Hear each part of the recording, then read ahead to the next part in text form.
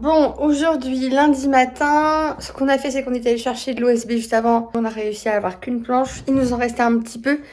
Donc, on va faire avec ce qu'on a. L'idée aujourd'hui, c'est de commencer à poser le plancher maintenant que Martin a tout surélevé. On va mettre les bandes résilientes sur les endroits où on peut commencer à poser les dalles en fonction de ce qu'on a. On va faire nos petites découpes et on va essayer d'avancer tout ça. Martin devrait finir dans la semaine puisque on devrait avoir une cargaison d'OSB qui devrait arriver. Et voilà, on va commencer doucement aujourd'hui. Mais mine de rien, on se rend compte que ça avance et ça devient un peu plus concret parce qu'une fois que le sol sera posé sur cette partie-là, je vais vous montrer juste après, on va pouvoir commencer à railler et ça, c'est cool.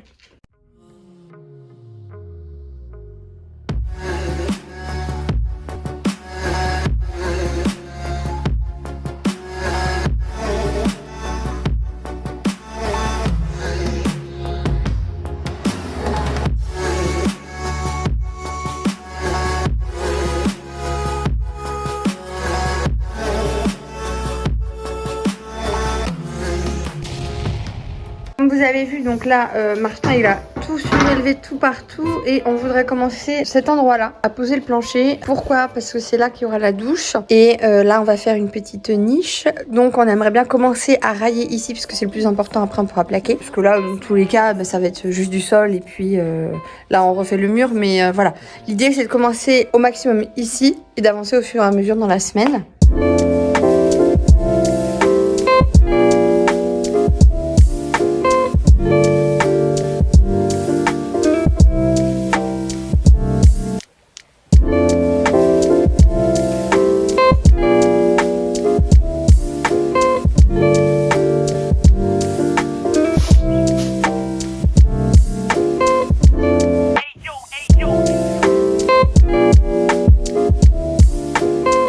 Je suis en train de poser du coup la bande résiliente au niveau des différentes poutres où on va poser les plaques aujourd'hui. Comme on vous l'a dit, on n'a pas toutes les plaques, mais c'est pas grave. Donc la bande résiliente, elle sert à quoi? Elle sert à Désolidarise.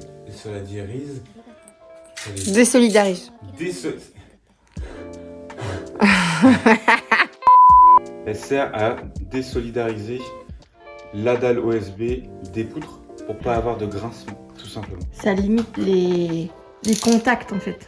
Ça va isoler les petits bruits. Tous les petits bruits, dès que tu marches en fait directement sur une dalle OSB qui est sur les poutres, donc du bois contre du bois, ça a tendance à grincer. Dès que tu marches dessus, ça commence à... Un peu comme un pansement sur une ampoule quoi. Il faut pas que ça frotte avec la chaussure. Exactement, on est en train de mettre du pansement sur les sur les poutres. poutres.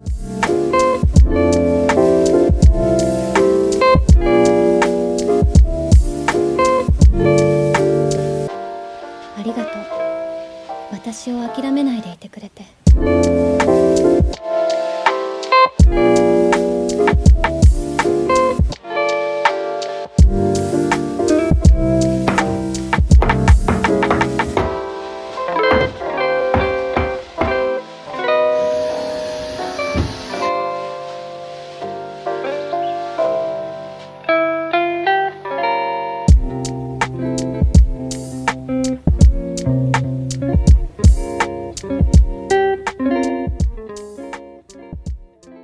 Le placo, il vient par-dessus comme ça. Donc en réalité, tu as 100 et les 12 mm. Ouais. 112. 112 avec le placo et 112 avec le placo. En fait.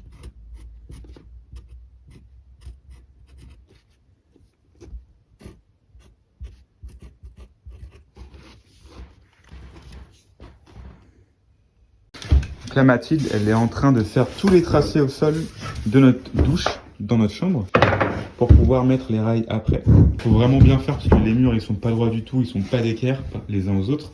Donc ce qu'on fait, on remet tout bien d'équerre avec les rails. Il faut que ce soit nickel. Là, on s'était fait une petite cale, un petit triangle avec un angle à 90 degrés. Et on n'a plus qu'à tracer avec. Et normalement, c'est impeccable.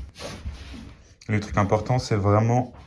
Parce qu'on met un receveur de douche de 90 par 120. Il faut vraiment que ce soit bien 90. Même on a rajouté 2 ou 3 mm pour être sûr que le receveur de douche passe bien à l'intérieur. Après les 2-3 mm, si on les voit, c'est pas grave parce que par-dessus, on viendra mettre le carrelage. Et à ce niveau-là, là, on mettra une niche. Donc là, il y aurait la paroi à 13 qui va arriver ici. Et à l'intérieur, une niche pour pouvoir mettre tous les produits, etc. Et là, je fais chier Mathilde, elle est en train de m'engueuler. Mais attends, c'est quoi? On est où là? On est où là? L'apprenti qui gueule? Oh? Ouais, mais en même temps, tu me fais chier là. Quoi? Quoi? Bouge, va bosser. Ah, c'est ça. Toi, tu vas me remplir le niveau adulte, tu vas voir. Ta gueule.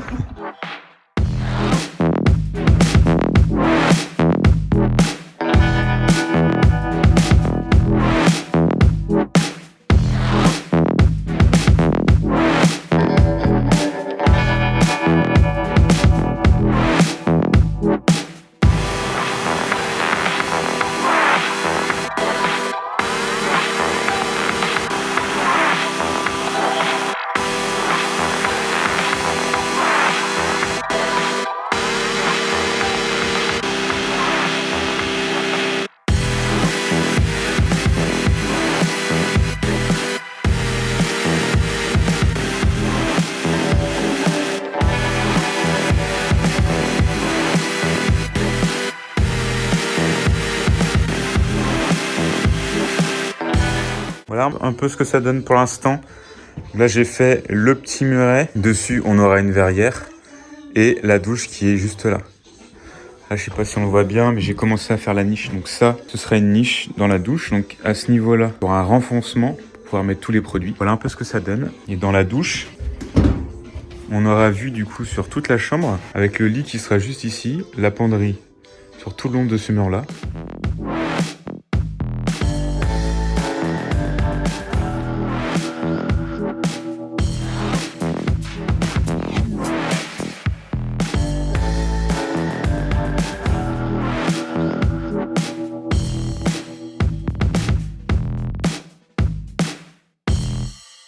Alors ce que je fais maintenant, c'est que je vais m'attaquer à la niche qui va être ici. Donc la niche, on peut le voir sur le plan qu'il y a de l'autre côté. Elle est là. Donc c'est à l'intérieur de la douche pour pouvoir poser tous les produits. Et je veux la mettre à peu près 1,20 m de hauteur finie. Donc ça veut dire en comptant la hauteur du bac à douche. Alors j'ai supposé que le bac à douche il sera à peu près à 10 cm. Donc j'ai rajouté 10 cm là, donc à peu près 1,30 m. Et avec le niveau laser, je suis à 1,30 m. Je vais pouvoir couper ici, sur le mur là-bas, mettre des rails, faire un plat entre les deux là, faire comme un cadre en fait. Puis après mettre la niche à l'intérieur avec tout un système de rails.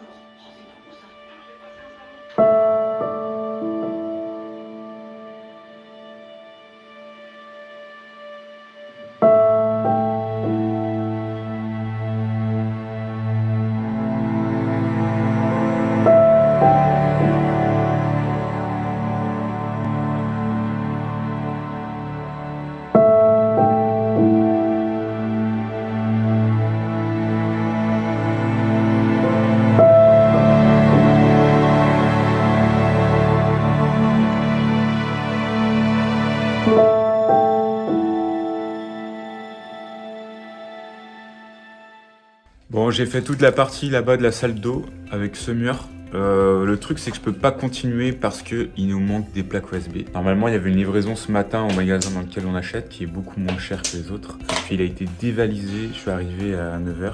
Il n'y en a plus. Donc les prochaines plaques arriveraient mardi prochain. Donc pour l'instant, je peux pas avancer là-dessus. Ce que je vais faire, je vais enlever toutes les gales électriques de toute la maison que le vendeur avait posé parce qu'il a fait ça un peu n'importe comment et j'ai envie de tout refaire au propre. Je vais faire ça, je vais aussi enlever les tuyaux d'arrivée d'eau. Donc j'enlève tout, je laisse juste les gaines que l'entreprise a déjà posées. Donc on peut les voir là-bas, les gaines noires. Donc ça c'est eau chaude, eau froide. Celles-là, je les laisse. Sinon, moi ce que je fais, c'est que je continue à railler et principalement au niveau de la salle de bain, du bas. Donc là, comme vous l'avez vu, on a rayé. L'idée, c'est de l'extérieur, donc de la chambre.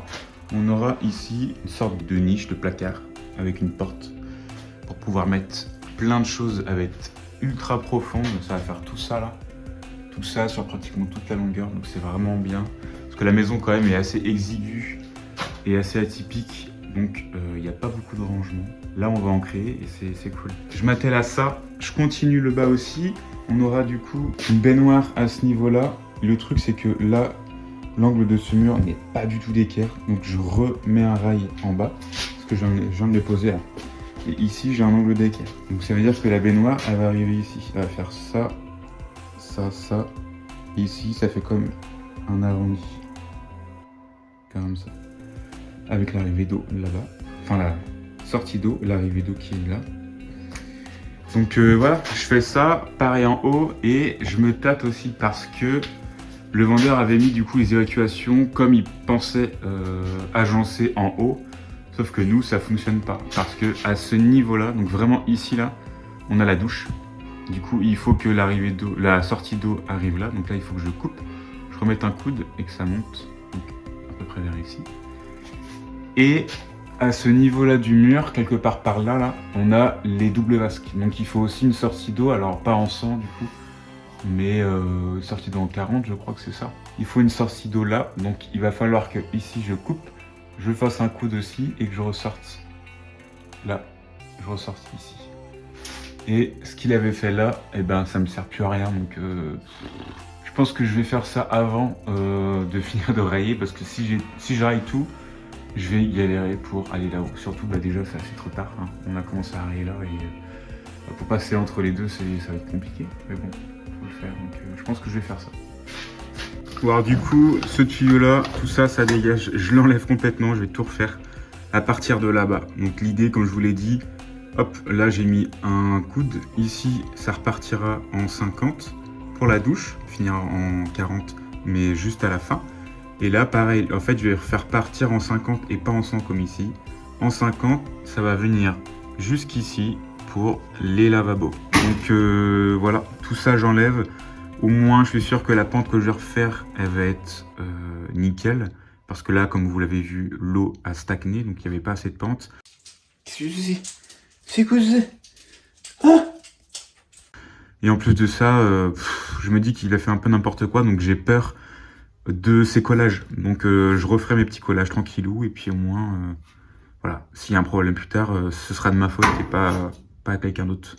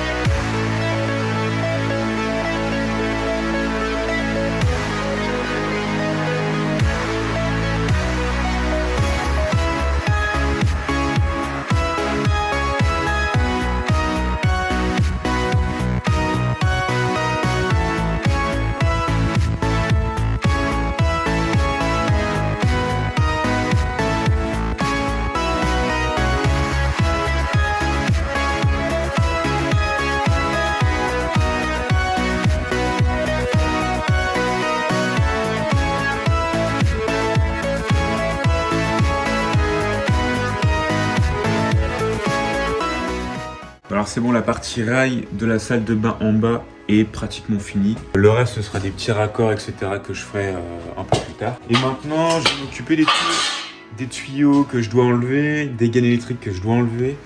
Donc ça va pas être très rigolo, mais bon, faut le faire. Et quelques petits trucs. Par exemple, ici, c'est les deux tuyaux d'arrivée d'eau pour la baignoire. Sauf qu'ils sont pas sur ce mur-là, ils sont sur le mur d'en face normalement.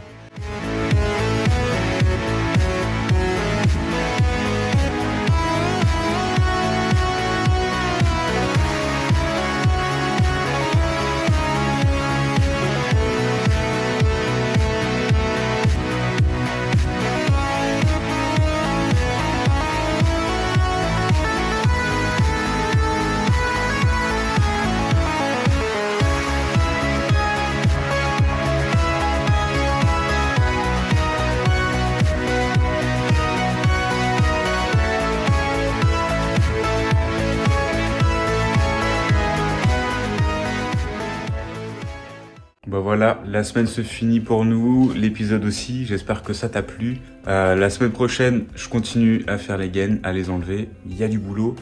Mine de rien, ça prend du temps parce que les gaines, elles passent vraiment un peu partout, dans les combles, au niveau des murs, etc. Faut tout enlever et après, faut les empaqueter, donc les enrouler, etc. Donc il y a du boulot. Après, du coup, on continue à railler, on continue les suspentes, etc. pour pouvoir, par la suite, passer les nouvelles gaines, les nouveaux tuyaux d'arrivée d'eau. Donc j'espère que ça t'a plu. Si ça t'a plu, laisse un petit commentaire. Tu peux aussi t'abonner, mettre un petit pouce bleu et à la semaine prochaine.